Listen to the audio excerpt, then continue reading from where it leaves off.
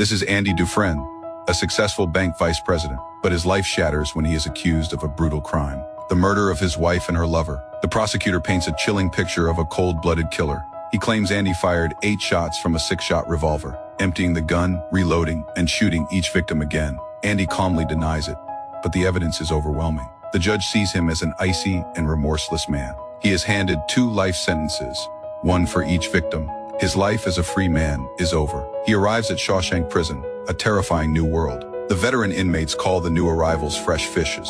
Among them is Red, the man who can get anything. The cons place bets on which new fish will break down first. Red bets against Andy, seeing him as a fragile man. The first night is brutal, filled with taunts and intimidation. A heavier inmate breaks, screaming that he doesn't belong here. The cruel Captain Hadley beats the man mercilessly. He is taken to the infirmary but dies from his injuries. Through it all, Andy remains silent. Red loses his bet, surprised by the banker's resilience. Life inside is a grim routine, but Andy keeps to himself. A month passes before he finally speaks to Red. He doesn't want cigarettes or drugs. He wants a rock hammer. He claims it is for his old hobby, rock collecting.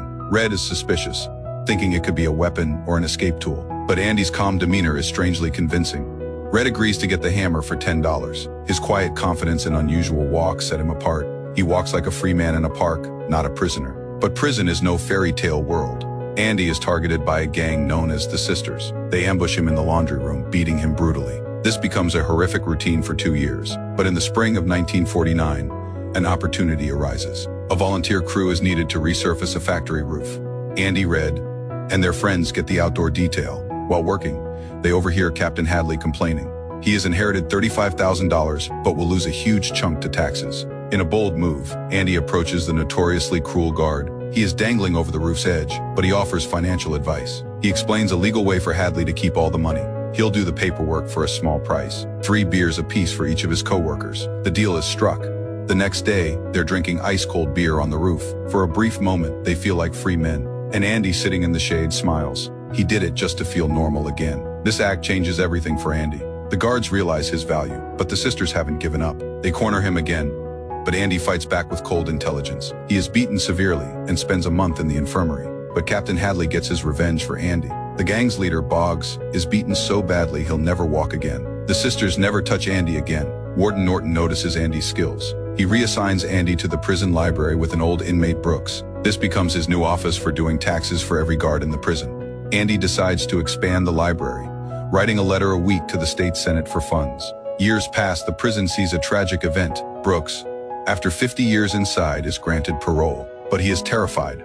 The prison is all he knows. He has become institutionalized, dependent on the walls he once hated. On the outside, the world is too fast, too loud, too lonely. Unable to cope, Brooks carves his name into the wall and hangs himself. His story is a dark warning of what the prison does to a man's soul. After 6 years of writing letters, Andy finally gets a response. A check for $200 and a donation of old books. Among the donations is a record of an Italian opera. In an act of defiance, Andy locks the guard out. He broadcasts the beautiful music over the entire prison PA system. For a few glorious moments, the inmates stop, captivated. They feel a sense of freedom they had long forgotten. The stunt earns Andy 2 weeks in solitary confinement, but he says it was the easiest time he ever did. He had the music in his head, a place they couldn't touch. This is where he mentions the one thing that keeps him going: hope. Red warns him, hope is a dangerous thing inside these walls. Meanwhile, the warden's corruption grows. His inside-out program is a front for a massive kickback scheme, and Andy is the one laundering every dirty dollar. He even creates a phantom person, Randall Stevens, to hide the money trail. Andy confesses he had to come to prison to be a crook. In 1965, a young thief named Tommy Williams arrives. Andy takes him under his wing, helping him study for his high school diploma. One day, Tommy hears the story of Andy's case. He freezes. He knows who really committed the murders. His former cellmate, Elmo Blatch, had confessed to killing a banker's wife and her lover. This is it, the proof of Andy's innocence. Andy takes the story to Warden Norton, believing he'll get a new trial. But the warden has other plans. If Andy is freed, the money laundering scheme will be exposed. Norton refuses to listen, throwing Andy in solitary for a month. Then, he lures Tommy outside under the pretense of helping. He has Captain Hadley shoot him dead, claiming it was an escape attempt. Andy's only hope for freedom is murdered in cold blood. The warden threatens to destroy everything Andy has built if he stops working. Andy returns from solitary, a seemingly broken man. He tells Red about a place in Mexico, Zihuatanejo, a warm place with no memory. He makes Red promise to find a specific hayfield if he ever gets out. There is something buried there for him. He then utters his famous choice: get busy living or get busy dying. His friends worry he is suicidal, especially after he asks for 6 feet of rope. The next morning, at Count Andy's cell is empty. He has vanished like a ghost. In a rage, the warden throws one of Andy's rocks at a poster on the wall. It goes straight through. Behind the poster is a tunnel.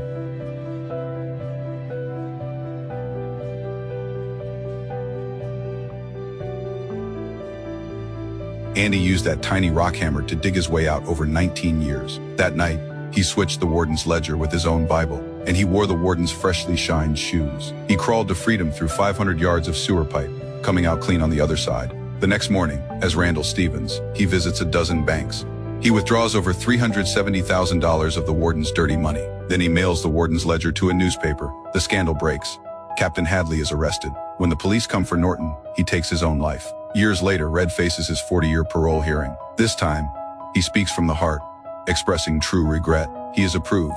He is a free man. But like Brooks, he struggles to adapt to the outside world. The only thing that stops him from giving up is his promise to Andy. He finds the field and the old oak tree. Buried beneath a volcanic rock is a box with cash and a letter. It is from Andy, inviting him to Zihuatanejo. The letter ends with a powerful reminder: hope is a good thing. Inspired, Red violates his parole and heads for the border. He is filled with an excitement only a free man can feel. On a sunny beach in Mexico, 2 old friends finally reunite. Red walks towards Andy, and the Pacific is as blue as his dreams.